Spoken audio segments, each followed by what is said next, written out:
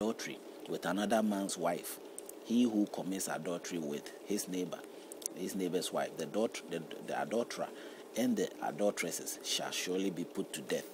This compared to the David. We have not got to David yet. David and Uriah, his army commander's wife. David didn't die. Neither did the army commander. Even they gave birth to Solomon. And Solomon even built a temple to honor God. And Solomon became the wisest king ever to live. If the stories are true here, what can we make of this? David himself, when he did that, he went after all the plenty wives God has given him. He's got so many wives. He still chooses to end up sleeping. If you read the book of Psalm 32, it reveals the story of Samson. David wrote that story there, that psalm there for himself. With all the wives he got, he still went out and slept with who? Another man's a soldier. He even planned it. But that is just an example that people say. If it is an issue, if it is wrong on God's side, if God really have issues there, he should have killed David. David and the woman should have died instantly. Boom. They didn't die. Now, so many times adultery has happened. I myself, so many people engage in adultery. Every time adultery happens here and there, fornication, whatever, and people are living. Now, a way to relate this, it could be a Christian group, it could be a Muslim group, whatever. People know themselves. Sometimes even by looking, you lust for something. Men and women, children and old men. It's like a way of life today. Today, people even look at another person, and all that people think about in their mind is about sex and relationship. It's like, I don't know, it's so rampant. And people are living. They're doing what they have to do. Has anything happened? Maybe. When something happened out of the way, you see people now go back and say, oh, it's because of that. If you are going to justify these things with what laws or what religious, cultural things have said, one justification of it, you have no excuse yourself. You are included, you are part. The day you open your mouth to condemn another person, you have to accept your own condemnation as well.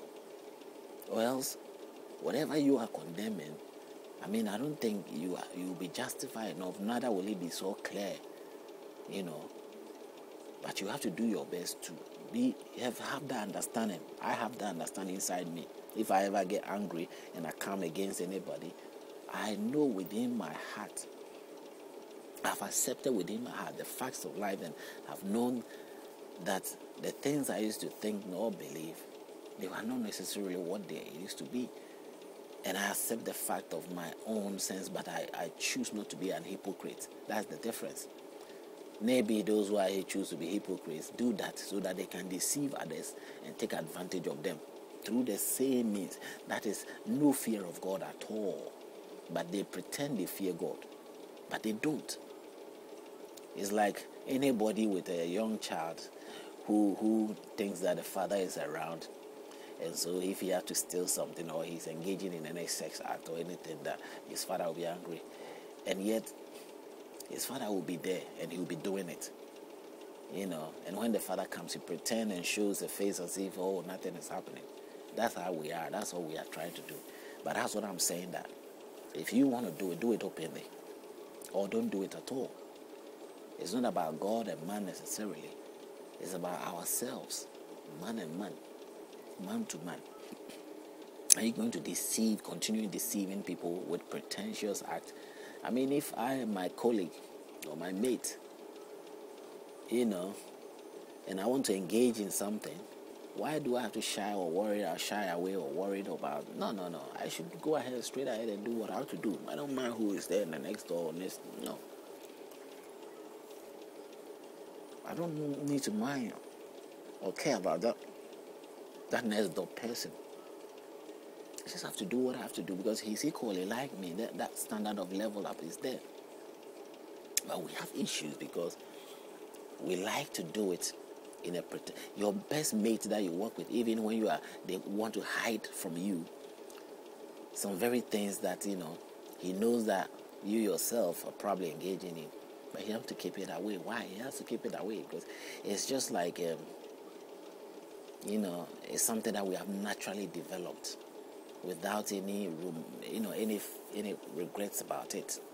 We do it naturally, and then when he does it that way, he can also get a chance to accuse you because you didn't see him do it. That's the thing. He knows that he's done it. He's been very smooth and crafty with you, and that gives him that better grounds for him to judge you and condemn you because you don't know anything about his private life, but he knows about yours. So people even take time to snoop around to find out about the issues of other people so they can just get the chance to accuse them. That is what normally is. You can see a lot of it these days.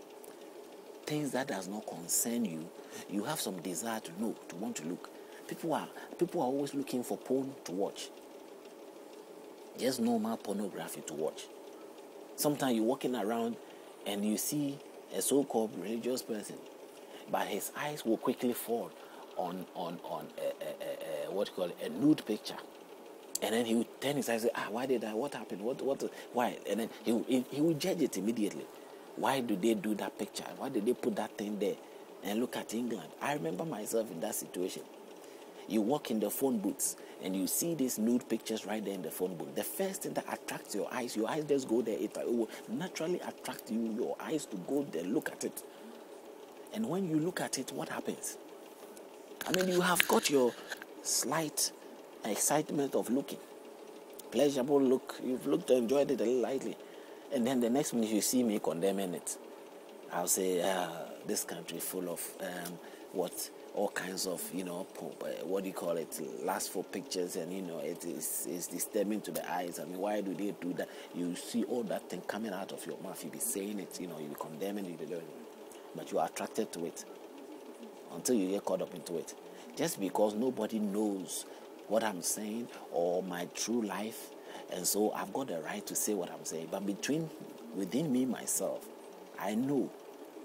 But sometimes you are also in a state where you don't know because you don't come to acknowledge it within you yourself. You are only following what you've read and not realizing your own mistake. If you read in Matthew 7, it gives you an idea of what I'm trying to say here. You feel that the authority within you to sort of look at it and condemn other people whilst you don't know that you yourself you are into the similar situation, that you have no reason to judge or condemn the other person. People are there watching the porn. People are naturally attracted to it because that is who we are. Those people who are extremely confidently facing it and then doing it, they are tired of hiding behind the scene and they want to just do it and get on with it. And you haven't got the courage to do what they are doing. But you have the courage to do it privately and secretly. And maybe all your life you'll never be caught, you never come out to the lamplight. So you think that you are holy. You try to, at least you make people think that you are holy, and you think you've got away with it. So that means it's okay. So you've got the right now to judge other people, and probably you'll be appointed to a higher seat, and now you sort of use your position and want to condemn other people and say, you see, look at what you people are doing. It's wrong. Lead a good life, and you are trying to be a counselor to advise people.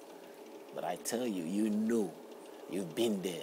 Your thoughts, your ways, everything, But your hypocritical success, you hypocritically have succeeded, and that makes you feel that, but they are even better.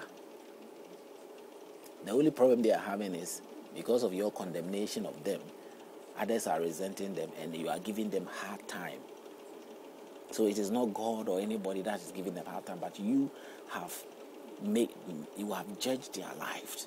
And you have not just judged their life, you've also spoiled their name, you've sort of destroyed them to others, and you are making his life difficult or her life difficult just for the mere fact that the move and the actions that you have taken based on words and actions, your practical actions and the expressions that you made of her or him to other people has caused her to sort of lose her influence and her benefits. That's all there is to it. So we have to really watch these things carefully. It's a bit crafty, but there is a lot to it. Just keep checking it out.